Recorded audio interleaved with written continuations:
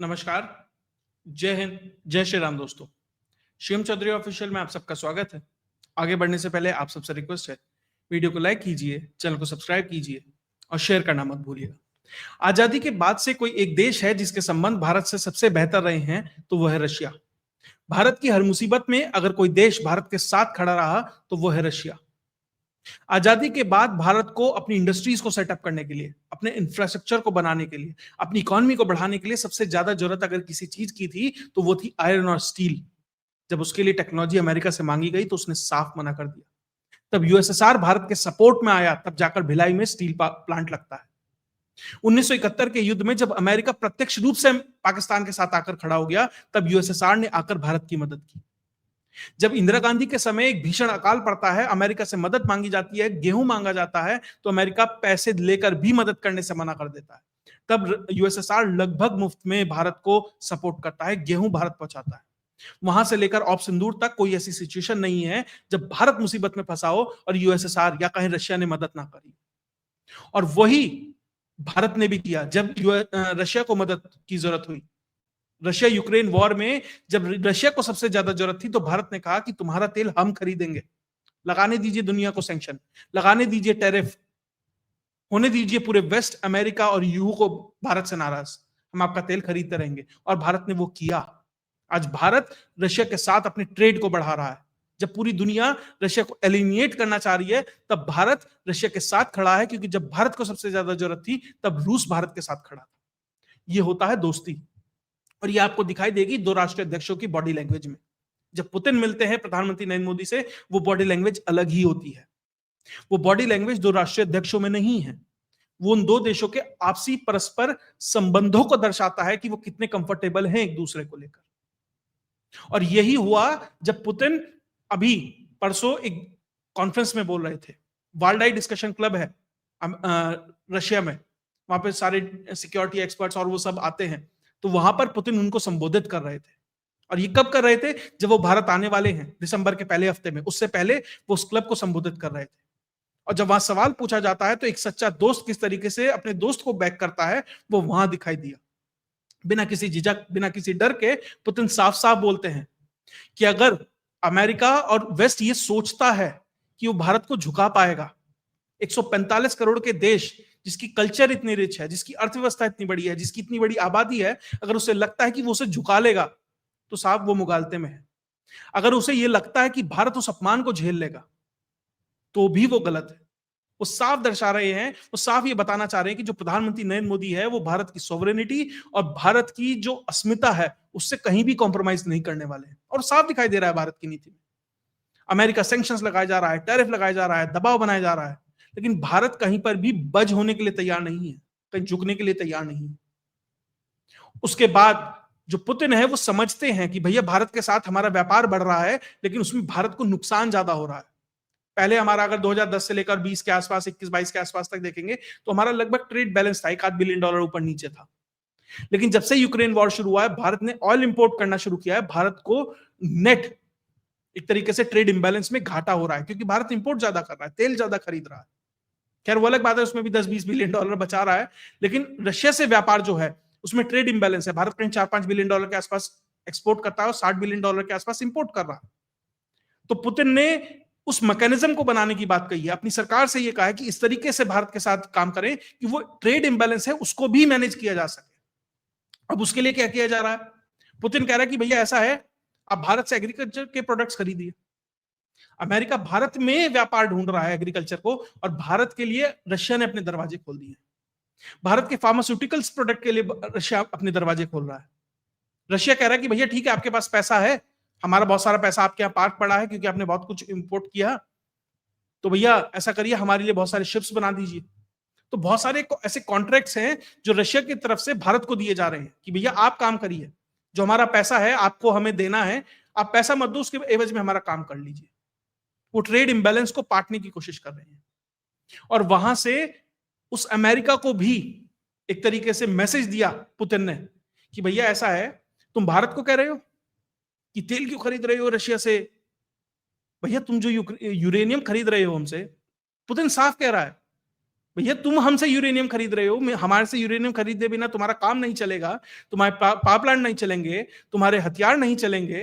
भैया पहले वो तो देखो, भारत के ऊपर तेल के लिए तुम बात कर रहे हो। तो ये साफ मैसेज है यहां से पुतिन का कि भारत जिस तरीके से हमारे साथ खड़ा है, हम भी भारत के साथ खड़े हैं। और यहीं से शुरू होती है नेक्स्ट जेन, जो नेक्स्ट प्रोसेस है, नेक्स्ट फेज है भारत और रशिया के संबंधों का। अभी पुतिन भारत आने वाले हैं, ऐसा नहीं है कि सिर्फ यहां आएंगे, चाय कॉफी पियेंगे, प्रधानमंत्री से मिलेंगे और चले जाएंगे। जिस तरह की डील्स सामने रखी हुई हैं बहुत महत्वपूर्ण है, ना ही सिर्फ अर्थव्यवस्था के तौर पर, ट्रेड के तौर पर, बल्कि स्ट्रेटेजिक तौर पर। और भारत को अंतरराष्ट्रीय स्तर पर जिस तरह का एक्सपोजर इनके बाद मिलने वाला है वो अप्रत्याशित हो सकती है। सबसे पहले जो पुतिन भारत आ रहे हैं, अगर मैं ट्रेड के या हथियारों के परिप्रेक्ष्य में बात करूं, S-400 की अभी 5 बैटरियां भारत के पास है, मतलब भारत ने 5 खरीदी हुई हैं, उसमें 3 या 4 की डिलीवरी हुई है। भारत और खरीद रहा है क्योंकि ऑप सिंदूर के बाद भारत को समझ आया कि S-400 की कैपेबिलिटी क्या है। दुनिया का सबसे बड़ा सरफेस टू एयर स्ट्राइक का रिकॉर्ड S-400 ने बनाया। उसकी और बैटरीज खरीद रहे हैं। उसका जो एडवांस वर्जन है S-500, रशिया ने कहा कि भैया ऐसा है, भारत में बनाओ, टेक्नोलॉजी हम दे रहे हैं, कोई दिक्कत नहीं है। Su-57 अभी 30 से 40 या उसके आसपास कहीं भारत वो प्लेन भी खरीदने की बात चल रही है, और उसके लिए नासिक की जो HAL की प्रोडक्शन लाइन है उसको मॉडिफाई करके शायद उसी के ऊपर प्रोडक्शन चले। उसके अलावा ब्रह्मोस 2 जो ब्रह्मोस का एडवांस वर्जन है, वो भी रशिया भारत को देने के लिए तैयार है। S-70 जो UAV है, ड्रोन है, रशिया कह रहा है कि भैया ये भी तुम ले लो। उसके अलावा कंडनकुलम में 4 न्यूक्लियर रिएक्टर, वो भी रशिया कह रहा है वो भी हम सहयोग करने के लिए तैयार है। उसके अलावा INSTC, international north south transit corridor, जो भारत से ईरान और ईरान से और रशिया तक जा रहा है, उसको और मजबूत करने की बात है। खैर अब चाबा पे सैंक्शंस लगा दिए हैं, लेकिन उसको भी बाईपास करने के 100 तरीके हैं।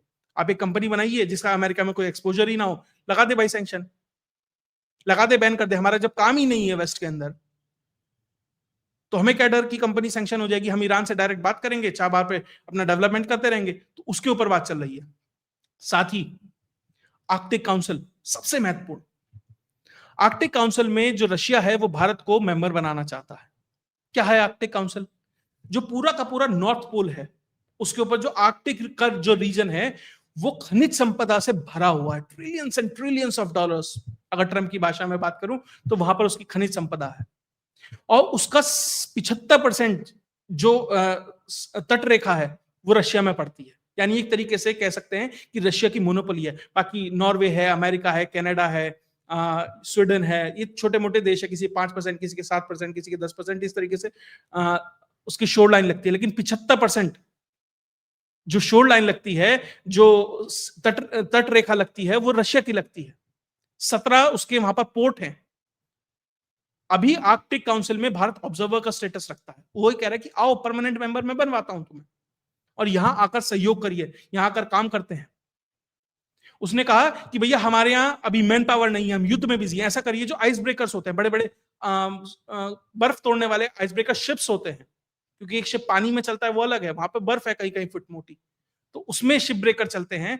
वो कह रहा है कि टेक्नोलॉजी मैं दूंगा, आप भारत में बनाओ और मुझे बेचो। जो ट्रेड इंबैलेंस में आपके यहां बैलेंस बचा हुआ है उसमें आप इसे एडजस्ट कर लेना, मुझे कोई दिक्कत नहीं है।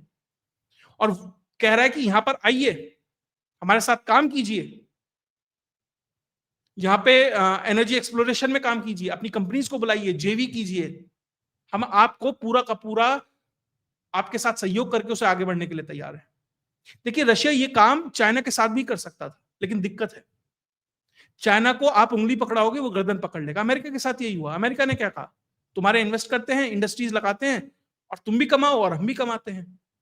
एक लेवल के बाद चाइना उसी अमेरिका के लिए कंपटीशन खड़ा हो गया, और रशिया से भली बात ही समझता है कि अगर आर्कटिक में हमने चाइना को स्पेस दिया, क्योंकि वो जो polar belt and road initiative है वो करना चाहता है वहां पर, कि वहां पर एंट्री हो जाए, उनके खरीद संपदा पे उसका भी हक हो, वो भी क्लेम कर पाए, तो वो चाहता नहीं है रशिया।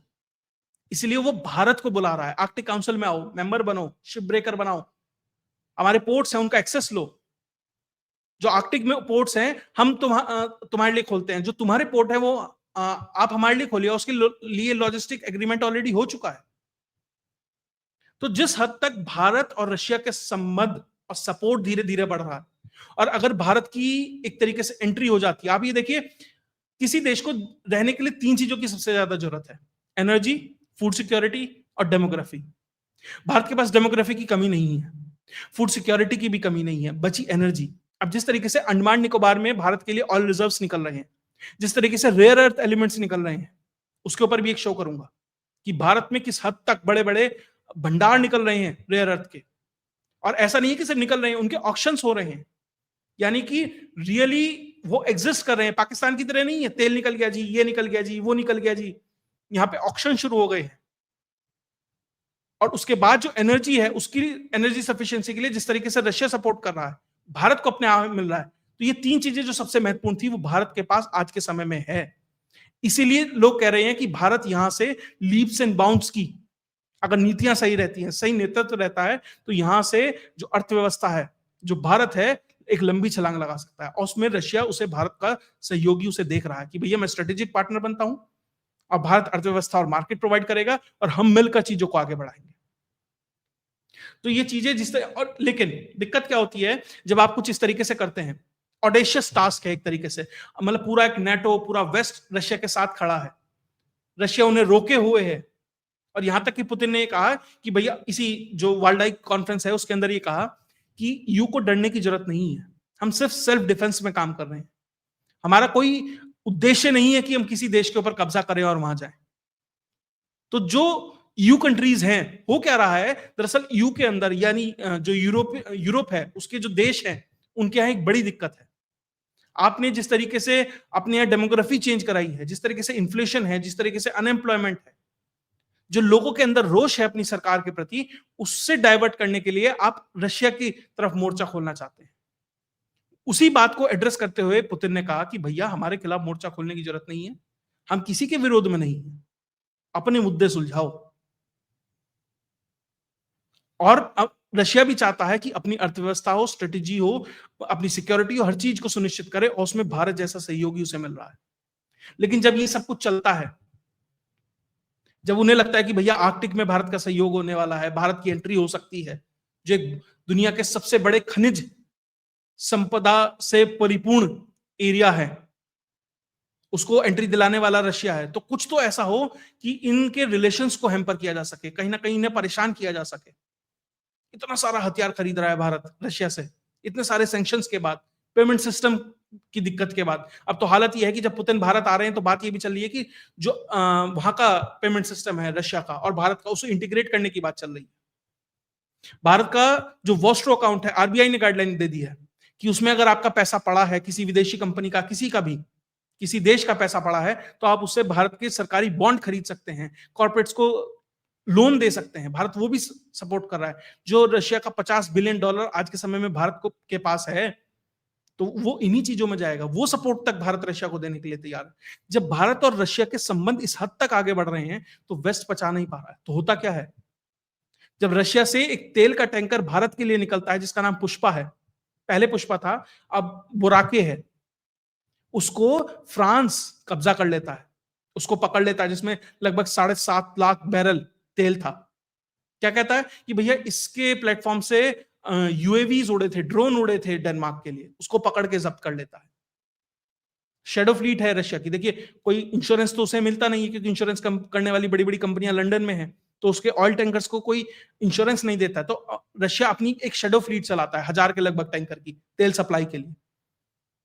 तो उसी का एक पार्ट है ये, उसको कब्जा कर लिया। और भारत को भी मैसेज है कि भैया, तुम हमसे राफेल खरीद रहे हो, उसके बाद तुम हमसे रक्षा सहयोग बढ़ाने की जगह तुम उससे रशिया से रक्षा सहयोग बढ़ा रहे हो।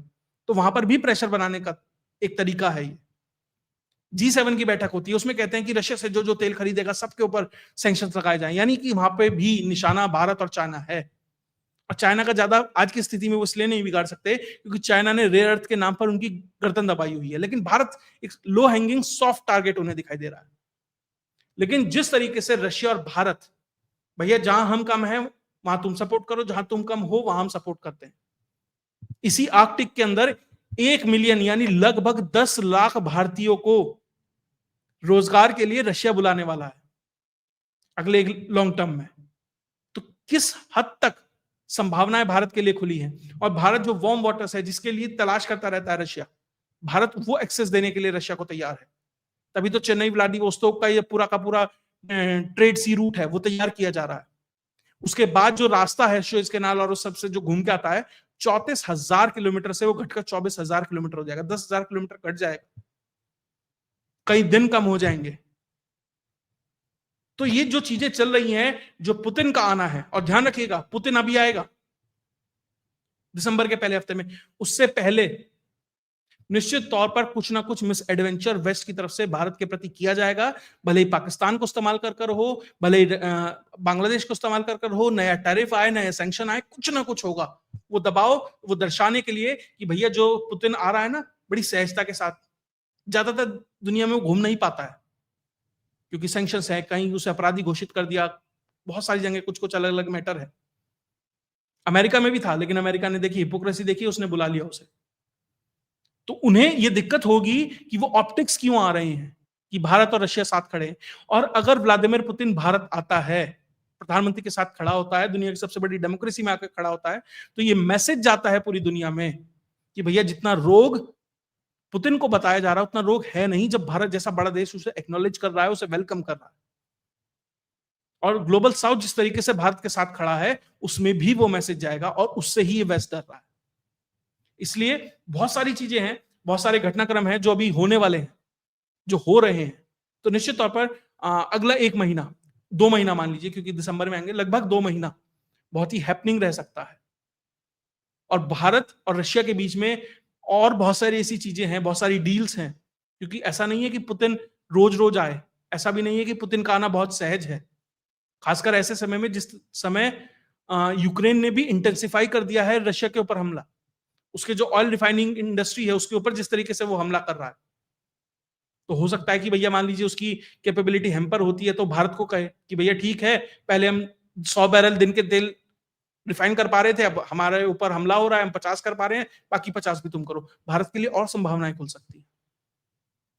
तो आने वाले समय में जो भी होगा, जो और भी डेवलपमेंट होंगी, लेकिन जो भी है, भारत और रशिया बिना किसी डर से, आपसी सहयोग में और पूर्ण विश्वास के साथ जिस तरीके से आगे बढ़ रहे हैं, वेस्ट को मिर्ची लगनी बहुत सहज और स्वाभाविक है। और बहुत जल्द इसके लिए वेस्ट और खतरनाक होता हुआ आपके खिलाफ हो सकता है, वो होता दिखाई देगा।